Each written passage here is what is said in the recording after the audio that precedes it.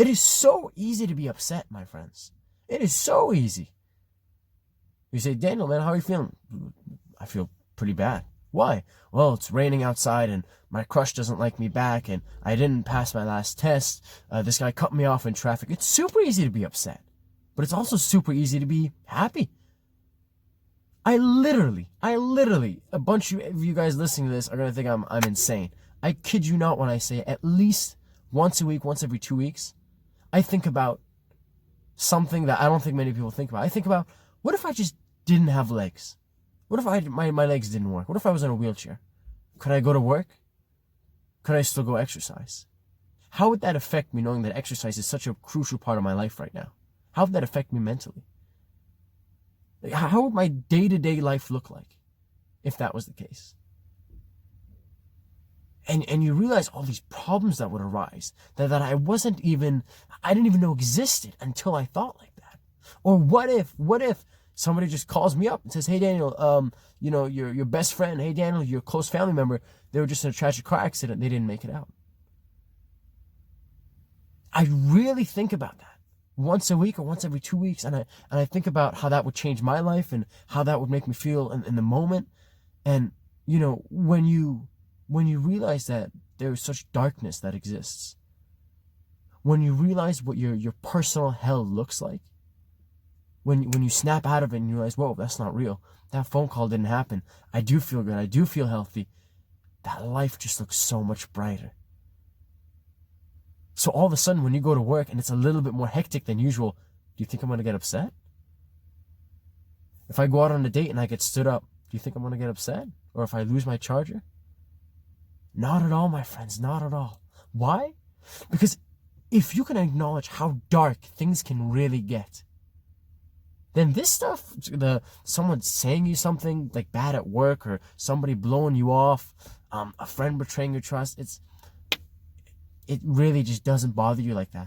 I'd be lying if I said it doesn't bother me at all. It definitely does. But when you have that perspective of how bad things could truly be, like one of your loved ones in your life passing away, like this very instant, and how that would change you, your life, and your plans, and how that would affect your mindset, and thinking about how horrible that is, and realizing that is not true, that you're good, that hasn't happened.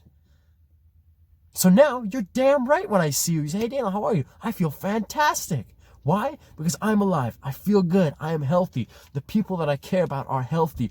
I'm blessed that I have a roof over my head. I'm blessed that there's a vehicle that I can drive. I have people that I can call friends. I have people that I can count on.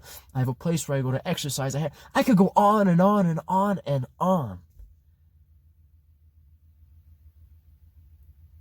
Another reason why I love saying happiness is a choice is because there's a lot of people who would look at me, and I wouldn't want you to think it's genetics. There's no such thing as a happiness gene, right? If you want to talk about energy, enthusiasm, whatever, okay? I don't want to speak too much about that because frankly, I don't know too much about that in terms of nature and nurture, even though I like to think it's both. But if we're thinking about being happy, the moment I say happiness is a choice, it means anyone can. Anyone can be happy for as long or as little as they like. As long as you have that sort of a mindset, as long as you think like that, and I know many people don't, because it is a dark place to go. I'm sure many people didn't think I did until listening to this. But when you know what darkness really looks, I mean, if you can imagine your own personal hell, life gets really good. Life gets unbelievably good. I've never been happier in my life than I am at this very second. Why? Because I realized that glass, half full, could have been totally empty. That glass could have been shattered. And because I realized that is an option that could have occurred but didn't, I'm through the frickin' roof.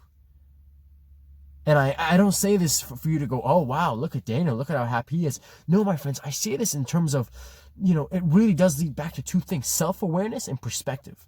And now the third thing I want to talk about, and this is going to be a whole nother video for a different time, but it's, my friends, when I talk about accountability, I talk about it in the sense of, hey, it's not a happiness gene. To be happy, it's not complicated, man. You got to think about where you're putting the bar, what matters to you, what's important to you, and think about how bad things could be to be appreciative of right now, of being in the moment.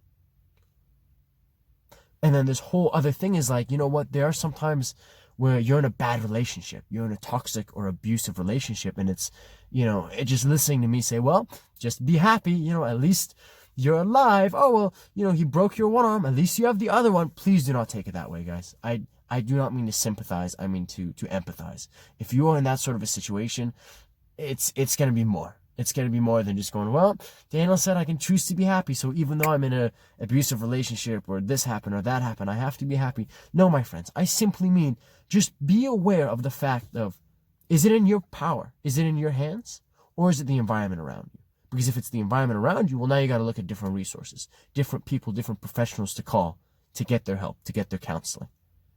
So if anything, even if you don't agree with my point, just making that distinction of how much of it is in your control and how much of it is, I can put on a smile on my face all I want to, but I am in a toxic relationship every time I go to this person's house, every time I go home, and it's not just about me anymore. It's not just my choice, but I am so negatively swayed, so negatively guided towards unhappiness that I need the outside environment's resources.